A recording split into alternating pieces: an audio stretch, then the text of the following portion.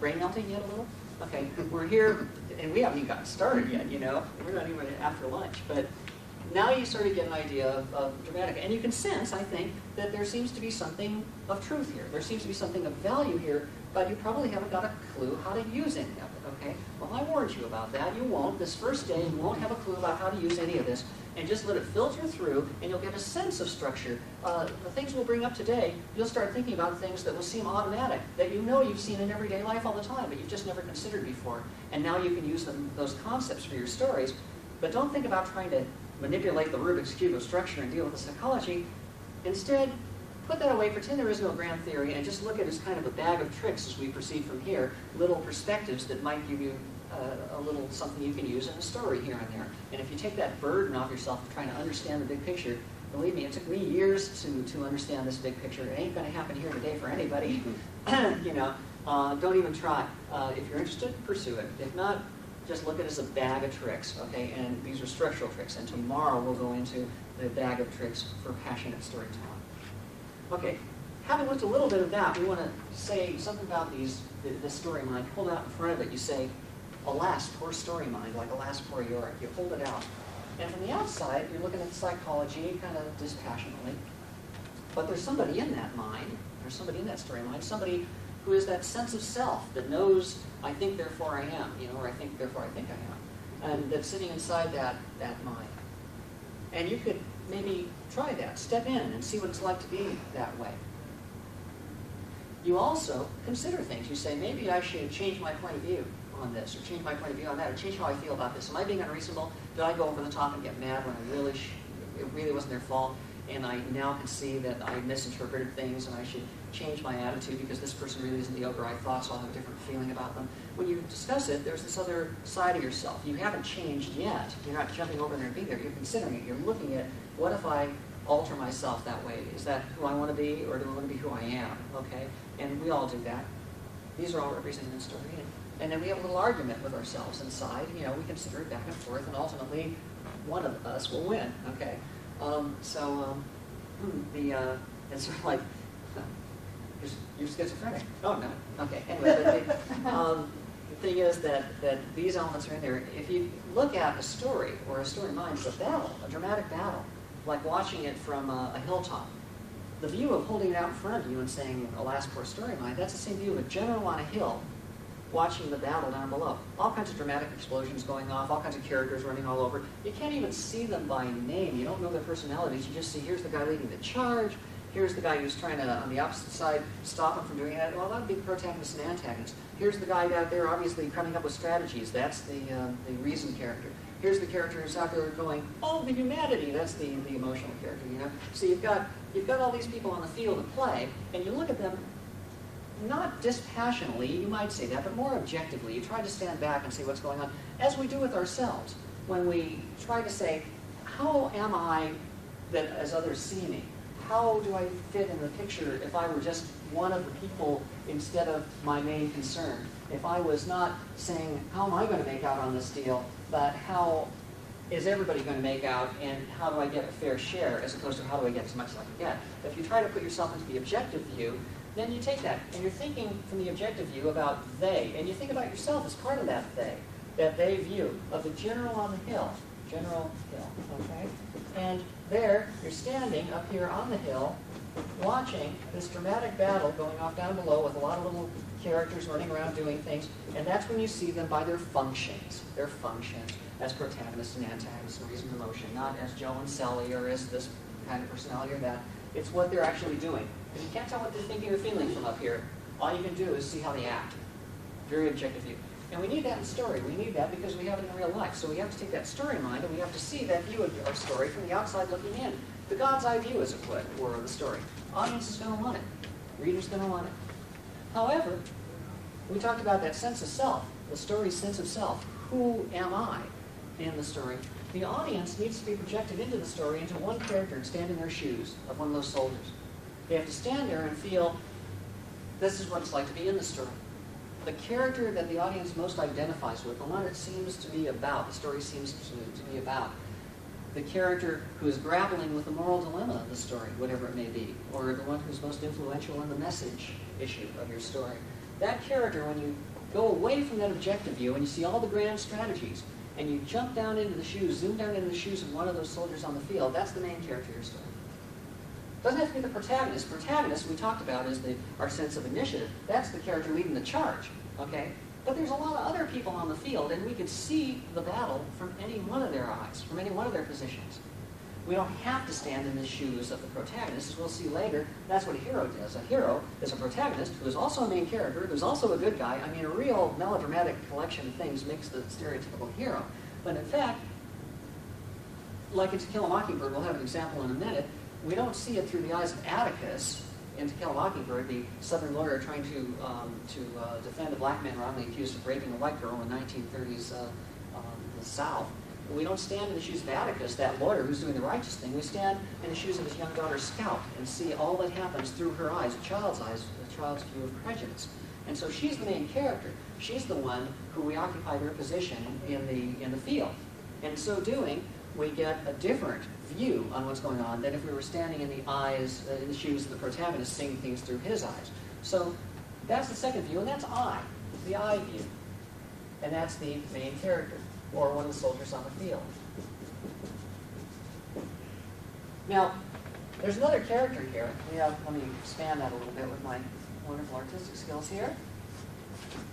Okay, we have the main character here, and that small voice that we have within ourselves that we consider being a different way, that's like another soldier on the field, called the obstacle character, or sometimes the influence or impact character, depending on who you talk to. There's discrepancy in the ranks of the Dramatica faithful on this one. So anyway, the obstacle or the impact or influence character. Imagine this soldier now in the field. He doesn't have that view of the big strategies. He's got these big dramatic explosions going off all around him and putting up smoke, just like fires we've had here recently in Southern California. And through that smoke, he's trying to do just the best thing he can to survive and accomplish his job, whatever his job is. He's the protagonist, antagonist, emotional character, whatever. He's trying to do his job, but he's also trying to survive as the identity of the story. He's where we see the story through their eyes. But as he's going along this path, which seems the best way to go, the best path he can take, he takes that path and he's saying, I got to get forward, and suddenly this other figure, shadowy figure, appears through the dramatic explosions. This other soldier, and you can't tell if it's a friendly soldier or if it's an enemy soldier. But that soldier shouts to him, get off the path. Well, this is the path that he figures is the best way to get through. I know this from my personal experience, Spock. This is the best way to go through, okay? And in going through, he gets through it, and he thinks he's doing right, but this other person's blocking his path, saying, get off the path. Well, the main character says, no, get out of my way. This is the way I gotta go. No, get off the path. No, get out of my way. They go back and forth between them. Is he an enemy soldier trying to lure him into an ambush? Or is he a friendly soldier trying to keep him walking into a minefield? Well, the main character can't tell, because he can't see beyond that. General can tell on the hill, okay? Main character can. Main character just knows this is the way I've always done things, and now somebody's standing in my way saying do it differently. Well, that's like the ghosts in A Christmas Carol. I mean, saying, yeah, this is the way you've always done things, change your ways, you know? Anytime you see a character who changes in the story, it's like this character here represents that devil's advocate view, that little voice within ourselves, the flip side of the coin. You see characters all the time that we'll see in a moment saying, you and I are just alike. No, we're nothing alike. Okay, that's part of the argument between the main and the obstacle character, where one is saying, we're just alike because we're both trying to accomplish this. No, we're nothing alike because we're taking two different methods and they're diametrically opposed. Okay, they're talking apples and oranges. Okay, but you see that all the time. This other character here, that's the third point of view, where you look at you.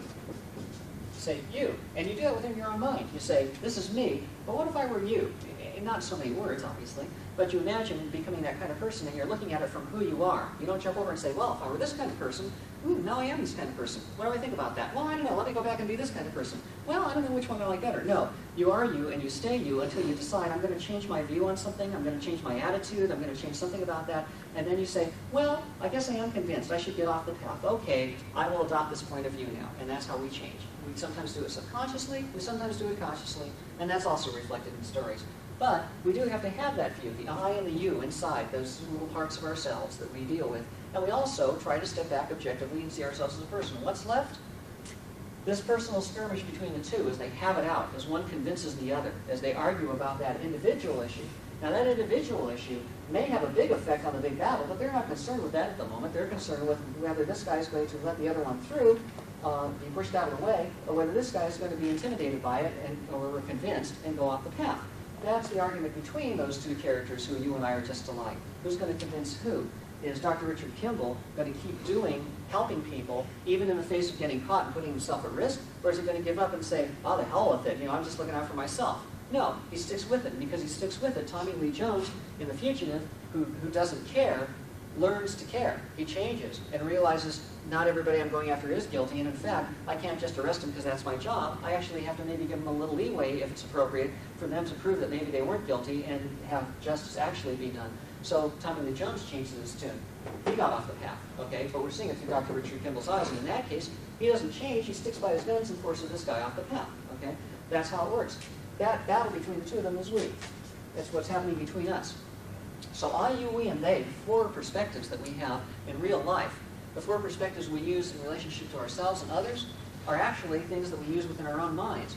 I, you, we, and they, and actually need to be represented in stories as well as the four primary points of view. No longer can we just say a story has a single point of view. We can look at a story only as a last core story, I knew it well, but we also have to step inside and see what it's like to be in that story as if we were the sense of self of the story mind. And we have to have that other voice in there, or we're missing a whole point of view that needs to be explored. We've narrowed it down to a tale if we just follow one character going through the objective action. But if we bring in this other character and the argument they make between them, we've added the passionate argument as well as the dispassionate argument, and therefore we have a complete argument which makes our complete story. Okay? So that's how the story of mind works, and the four main points of view. And when you follow them each, it's like the interesting thing. If you're watching a football game and you have four camera angles, you only see one at a time, and the action goes from this camera angle and picks up on this camera angle and picks up on that camera angle. But if you have a videotape replay of all of them, you can see them side by side, where you've got all of them happening one after another in sync, so that what's happening from the first camera angle and the second camera angle, there's different angles on the same thing. When you do a story, you have to show it all. You have to show it all. You can't just show bits of it. So you have to actually have what it's like for the main character to go through the whole thing.